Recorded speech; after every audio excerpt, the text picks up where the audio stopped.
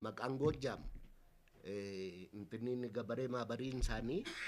jaarsoo gabaree maabar waddeechaa gabaree maabar lafti isaa hundumtu amma durbee ta'e jedhan waradaa tokko jira achi keessa hoggaa deemtee namni afaan oromoon dubbatu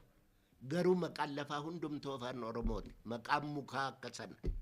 እና kanaaf iyyuu yuusii waan ittiin waan beeytu si wal'aalchisan itti haguuganii kanaaf iyyuu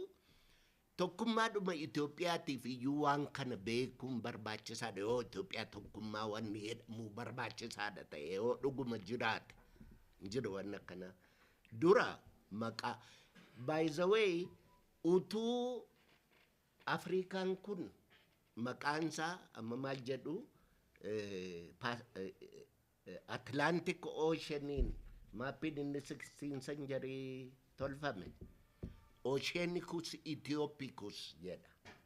Atlantic Ocean maqaansaa Oceanicus Ethiopicus jedha laatiniidha Ethiopia wanni jedhamu kana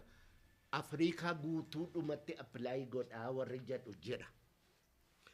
eegasii immoo maqaan Afrikaa ta'ee kan jedhan jedhu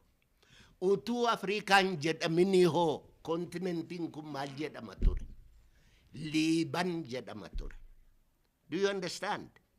Liiban jedhama na amma Eritrea keessa Liiban jira Gondar katamaa beektu miti katamaan Gondar kan keessa jirtu waradaan isaa Liiban jedhama Tigraay keessa Liiban jira Affaar keessa Liiban jira Somaalee keessa Liiban jira Oromoon lafa qubate immoo lafumti Liiban hin jirre iyyuu hin jiru so you have to research